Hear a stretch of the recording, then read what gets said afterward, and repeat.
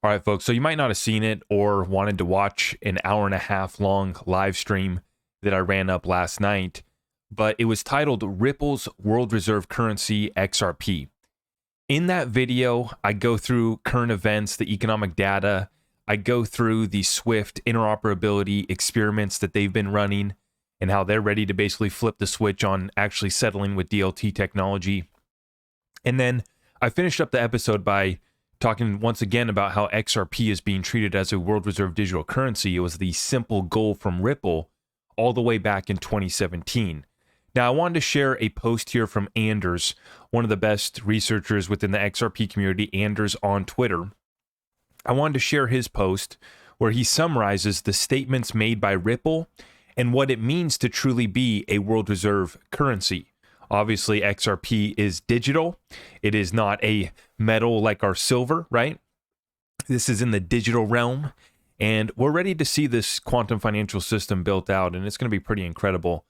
The base protocol, right? The Ripple protocol, as they called it back in the early days, Ripple D, excuse me, is what they call it on the developer code. But we understand that today XRP is its own currency separate from the ledger, the XRP ledger, and the other base protocol is the interledger protocol. This combination really allows you to move any form of value instantaneously, and you can scale up to trillions of transactions per second. That's where you talk about all the money conversations. When it comes to XRP, I just believe that most people are underplaying or not understanding what it means to be a world reserve currency. And what we're talking about here as far as 100 billion in the overall supply, but we're going to find out, I believe, a supply shock moment is incoming where there's going to be way less XRP available on the open markets for utility and liquidity than than the masses think, than the common sense, the common consensus would tell us on how much XRP supply is actually out there versus what folks are talking about. And so this moment's coming. I wanted to share this post though and just run through this real quick so that you guys can understand what I'm talking about. This is a goal, simple goal by Ripple in 2017. I'm going to share the post here by Anders. Let's take a quick look. The case for XRP as a world reserve currency. What are the goals for Ripple when it comes to XRP? At Ripple Insights, we can read, quote, "We remain more committed than ever to the simple goal of making XRP the world's reserve digital currency." Now, what does this actually mean? Now, I showed you guys, I read off this post. This is from their blog back in the day. It was called Ripple Insights. And so, yeah, they posted this back in 2017. And Anders says, what does being a world reserve currency include? It has two parts: held in significant quantities by governments and institutions as part of their foreign exchange reserves, and commonly used in international transactions, international investments in all aspects. So it's used for a store of value, and it's also used to move value. Now we scroll on down. It says right here, commonly used in international transactions, international investments in all aspects of the global economy. Now that includes securities, real estate, derivatives, any other part of the financial infrastructure that you can imagine. What do people want to get paid out in when that derivative is executed? Right? That's a question here, that this includes not just cross-border payments, not just daily currency transactions, but also in the money markets, equities, bonds markets as well. What currency is the debt denominated in? Even debt, believe it or not, is an asset class as well. That's interesting. We know it has been planned for XRP to become the global settlement asset, but it hasn't been known that governments and institutions are going to hold it as part of their foreign exchange reserves. This is the part that I think many people are missing. I do believe that many institutions are going to hold it on their balance sheet as a reserve. And I believe that, and I know, it's not a belief, it's not a theory. I know how bad the balance sheet is of most of these banks, i.e. why they're going bust and why the banking crisis is nowhere near over. And Anders continues, well, that is what is included as part of a world reserve currency, that governments would hold XRP as part of their foreign exchange reserve, may thus not be as tinfoil hat as it sounds. Well, Anders, I'll tell you what, brother, I am not afraid to live in a tinfoil hat and run down these little rabbit holes and ask these questions.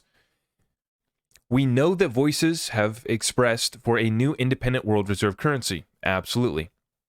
Absolutely. This is BRICS, the 15th annual BRICS summit. The Chinese has expressed that they wish SDR to become the new world reserve currency, replacing the dollar. The IMF has expressed that they would wish to see the dollar being replaced as well. And at Bretton Woods at 75, there was a strong focus on the dollar not being preferable as a world reserve currency, but a more equal arrangement between currencies more reliance on euros and renminbi. And even our own Treasury Secretary Janet Yellen is admitting that we're going to be losing our share of the reserve currency status. Now, when it comes to the SDR, we know speculations have been of XRP being the SDR or part of that. And remember, the SDR is a basket of 5 currencies, including the USD, Euro, Yuan, Yen, and British Pound. I don't see XRP being part of SDR for many years, but I can see it in the future. To explain why. Why do you have a basket of currencies? Well, it is to minimize the risk of currency fluctuations. So this is my thesis, and Anders better be careful with this wild speculation and sharing his thesis out here, right? I hope he ran this by the Twitter thought police. If we would see XRP in the future becoming the global settlement asset, it would make perfect sense for it to be part of the SDR. Why? Because it would be what all other currencies are exchanged in. The value would thus be extremely stable if all currency exchanges went through XRP. It would thus act as a basket of currencies and thus minimize exchange rate fluctuations. Because of this, I could even see XRP replace the whole basket, but I see that far away in the future, but it would make sense if it was the global settlement asset, the standard, but only then. So I would see that in many, many years away, but I could see it being part of the basket before then. Many arrangements for the SDR have been discussed, even adding gold. Oh, really? You don't say. The IMF is one of the biggest gold holders in the world. Another reason why they might add XRP to the basket is because XRP is a neutral third party. You have a neutral bridge and a neutral reserve currency, just like gold. The IMF is supposed to be a neutral third party as well. A neutral third-party asset has been proposed as the new world reserve currency, so XRP being part of that is not far-fetched if it becomes the global settlement asset. Lastly, let's not forget the time that Ross Leckow was asked if the IMF could hold crypto assets. This is the famous moment with Brad Garlinghouse and the IMF gentleman, Ross Leckow, here on stage. And this was so funny, they were fielding questions, and Brad got the pleasure of asking him if the IMF could hold crypto assets in the future. And he got really uncomfortable and silent. If the IMF wasn't considering it, then why would he have acted that way? Now, would other cryptos be part of the SDR? Maybe Bitcoin. I doubt Bitcoin being part of it, considering how Christine Lagarde on several occasions has talked down on Bitcoin. It doesn't seem likely to me, but who knows? We will have to see whether XRP might be part of a future SDR, but my take on it is that if you know what a world reserve currency is supposed to include, it is not as far-fetched as some make it seem. And I completely agree with that assessment by Anders in that breakdown. Now, this post from Anders was from 2019, so to be fair, maybe he's changed his mind. Maybe he's backed off and he no longer believes that XRP is going to be a world reserve currency. Apparently, it's a crime to hold and treat your XRP as a reserve on your balance sheet, right? And this has been hilarious to me because this conversation's come up. Now we have the smart contract sidechain for the XRP ledger, the Zhao network, I guess is how we call that. And so this conversation's come up, and to me, this whole deal, the reason why, in confirming Ripple not bringing hook sidechains to the mainnet confirms that they're treating it more as a reserve currency that's going to be held on the balance sheets of many banks and institutions, but also used as the mover of value, the token that's going to move value and build out some of the best liquidity in the world. I want to just say one final point and wrap up this video, folks. Understand this. If Ripple was publicly telling everyone, including us, the whole XRP community, the whole world, was let known in 2017, they had a simple goal of making XRP a world reserve digital currency. I want you to think of how many central banks Ripple has met with, how many banks, institutions, payment providers they have met with, how many governments they have met with, okay?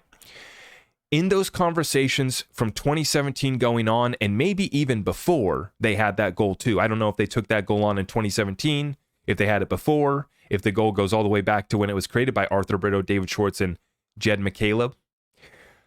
But understand that by the time they are willing to speak on this publicly, you have to really consider Ripple and the beast of a company that they really are. By the time they're willing to talk about it publicly, what do you think they have been talking about in all of these closed-door meetings with executives from the top of the financial world and all the way to governments and central banks as well?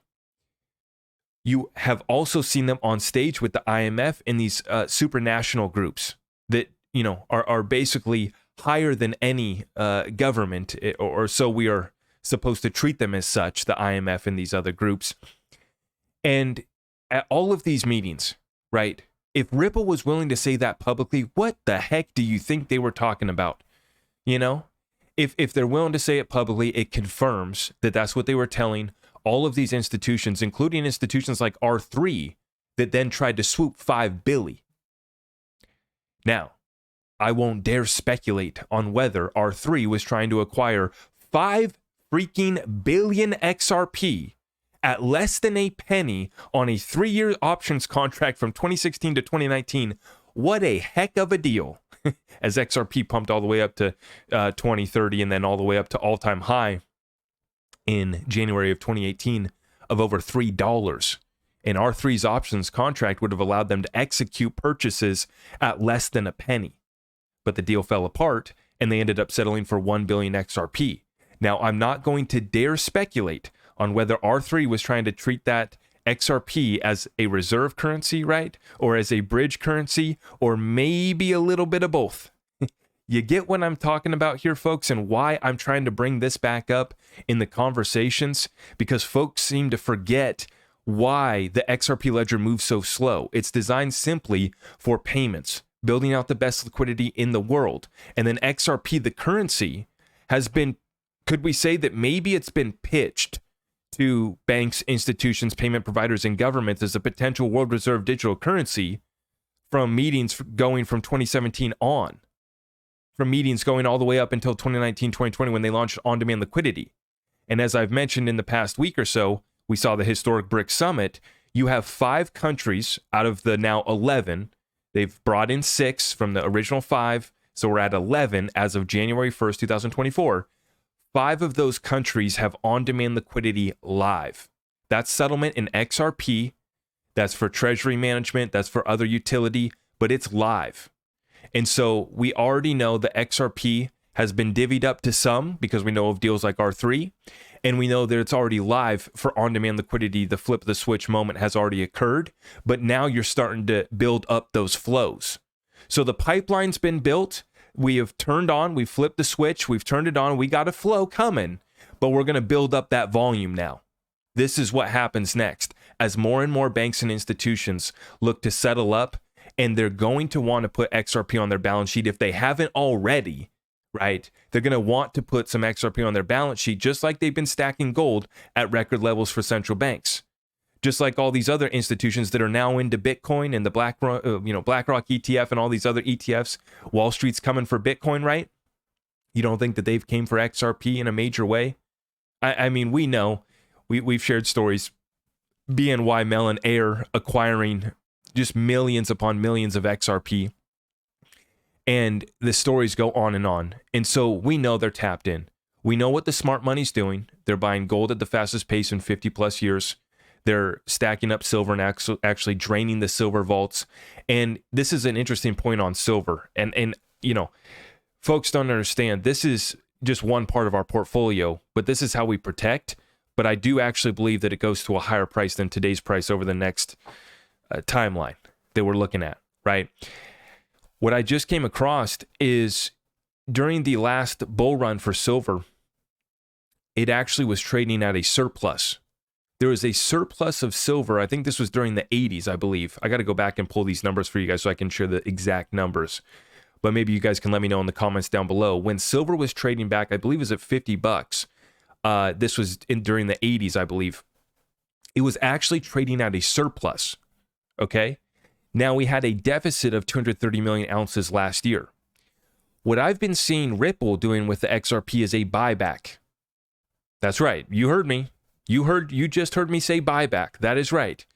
And I confirmed this from a senior software developer at Ripple, because he came into my Twitter space and I was able to ask him, what's going on with this, and he helped me explain and understand it, because I need that simple explanation from these guys, the incredible intelligence over here, and they made it simple for me to understand. And that basically Ripple's been buying back XRP off the secondary market and from exchanges. Essentially, they've been buying it back to help facilitate their on-demand liquidity flows.